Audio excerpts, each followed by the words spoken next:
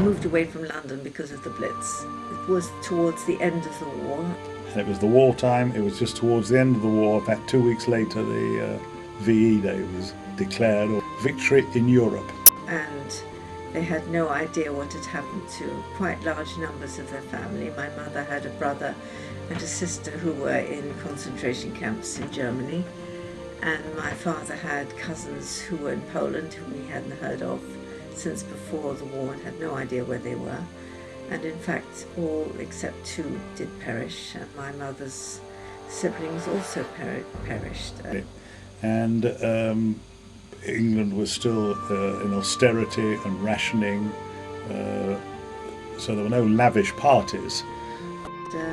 So they had very big worries, and it wasn't easy. There was rationing, and there was a lack of coal for heating, and there was very little in the way of kosher food to be had, and it was difficult. It was very, very difficult. The awful food and the cold and the regime, which I didn't particularly enjoy. But we were conscious that things just didn't arrive. But all sorts of things that people have these days we didn't have. For example, if you had to buy a dress, which you maybe did once every 4 or 5 years, it was extremely long for the first 2 years. It was maybe all right for 1 year, and then it was extremely short until it was totally unwearable. Well, I just think I think as a result of it, that generation don't take things for granted. One doesn't need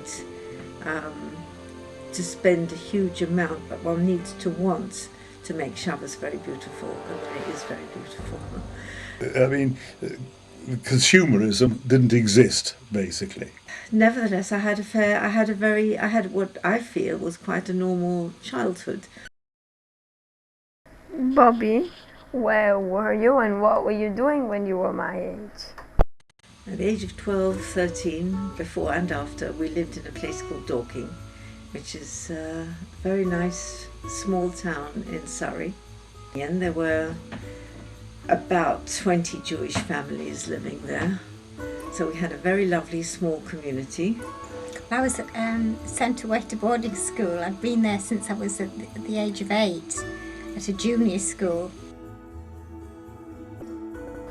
Zadie, what were your memories from your bar mitzvah?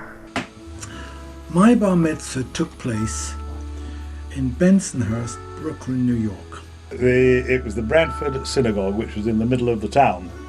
As far as my actual bar mitzvah parsha goes, and the Haftorah, I was the only person in the history of the Bradford Synagogue not to sing them, to say them. I had such a terrible voice that the Hassan just couldn't teach me to sing properly. We were taught how to read the Sedra by my brother Leonard. He's a wonderful teacher, and he taught me many other things, together with my twin brother's bar mitzvah. And my fathers wanted us to learn to read the Torah to become Balei Kriya. And so it was arranged that we would share the lining, that means the reading of the Torah, Parshas Balak, but we would not be told beforehand what we would read. We had to become proficient in the entire Sedra. They never made such big dues as they do now. And the reception come tea, of what I seem to remember, was in a sort of hall, schoolrooms below the shul. If you ask me what was the item that I remembered most and longest, it's strange. It was something not very profound. One of the Gaboim of the shul, by the name of Yukel Feinsteig, he couldn't stand his wife making speeches, and she was very keen to give speeches at every occasion. And when she got up to speak, he said, if she continues speaking, I'll jump out the window. So she gave a speech and he jumped out the window. Fortunately, it was on the ground floor. As a matter of fact, for my bar mitzvah, now you're reminding me, he made me a life member of the Bradford Cricket Club, which was absolutely fantastic, and I thought at the time, but then I actually don't think I ever got much benefit out of it, to be quite honest, other than I can go and watch Yorkshire for free when they played at Bradford. Well, I was sort of thought I was good, and my father thought I was magnificent, but it wasn't quite true. Of the people that were at your bar mitzvah, who influenced you the most? My mum, dad, Max, Phyllis, and my maternal grandmother, Kate.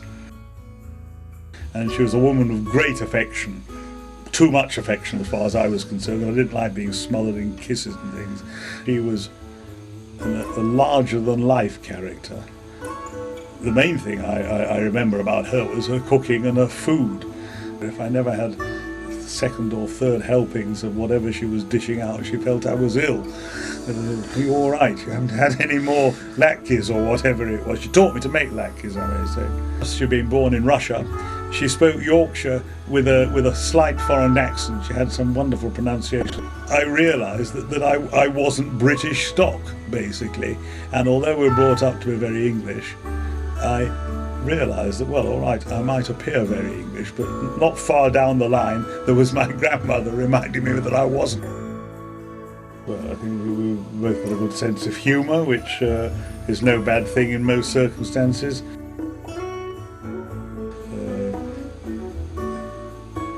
She also was a very moral sort of person, as said how important it was that you should have a good name in business, and that my father always had a good name in business. The main person was my father. He was very hard-working, very strong views. He was very good to other people and very good to members of his family, very generous. On his shoulders, the problems of the family that were far distant members of the family. Looked after them financially, very generous to charities, but particularly to the wide members of his family. He was always very, very tidy. He's a very tidy person, very organised. Always had his clothes out the night before, what he was going to wear the next day, and have a lovely Friday nights, Yontifs. When she was married to my father and I was a young girl, I think she was very much under his influence, and she adored him. My father was a truly righteous man. He was a real tzaddik. In fact, the Gedolei Yisrael, Rav Aaron Kotler, and all the Gedolim never called him Reb David Kestenbaum, but they said Reb David Kestenbaum HaTzaddik. That he was the perfect Jew in every respect. And anything good about me is because of his influence. And saved many Jews during the war, and we have so many stories about him. And not only he got people out of concentration camp, and when they arrived in America, he not only helped to look after them, but he kept an interest in them and how their children learn, what yeshivas they go to, and so on. Well, obviously my parents and my brother. And I had this teacher, the wife of Diane Posen. She was called Hulda Posen. She was a very fiery and energetic teacher, and she taught me a lot. She also taught me to be a very frum, happy Jew on very, very little in the way of financial wealth. What was it like to be a twin? Well, I was never without my twin sister. I mean, at boarding school we were in dormitories, so I never had a room of my own. And I always shared a room with my sister until she left home. And that night, after she got married, that was an awful night for me because I was just so lonely, you know. At first, we had houses next door to one another. And our children played together, and cousins all got on so well together. We did things, did things together, went out together. When I was head girl, she was the naughtiest girl in the school. I was an identical twin.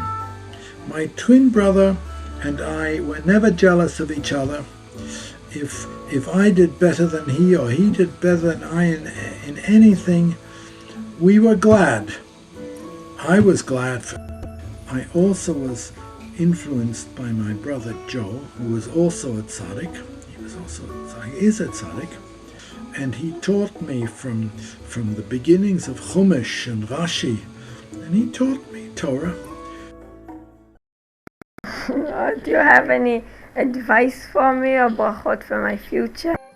Very understanding of other people's points of view, and be tolerant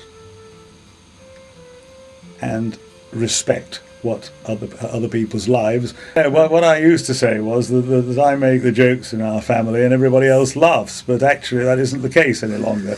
Everybody seems to be making jokes, and they say laughter is the best medicine, and why not? To appreciate what he has, to be honest, and to respect other people. To do a career that is going to earn sufficient money to keep and look after his family.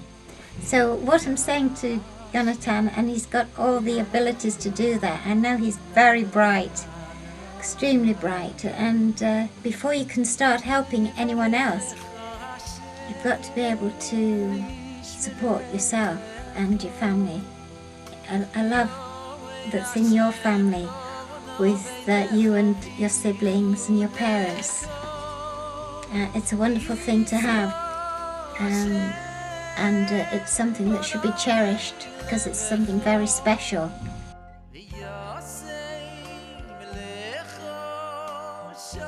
Menashe Zal, my twin brother Menashe Zal, used to say, at every one of my simchas of my children, he used to give my children a bracha, Simcha Elokim ke Ephraim v'che Menashe.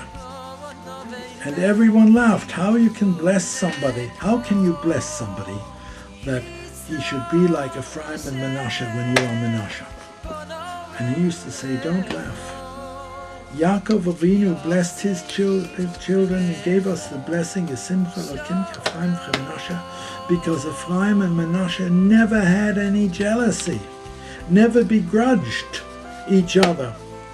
And Yisimcha Elokim Ephraim Menashe. And you are Yonatan Menashe.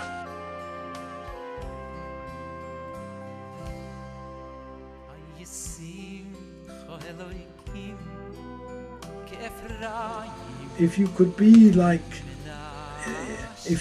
like my father Zal, who helped so many Jewish people, and who was so frum, and he was a Talmid Chacham and so modest, and had such wonderful, beautiful characteristics, and such midas tovas, that's the best blessing I can give you. That you will have good midas, good character traits, that you will bring a lot of nachas to your parents and to your grandparents, and of course I particularly mean Bobby and me, and you will be successful in all you do, and you will go mala mala, up and up and up in Torah and Yiras Shamayim, and that you should be matzliach, you should be successful in everything you undertake. Wonderful talents that he has, and yet be modest with it.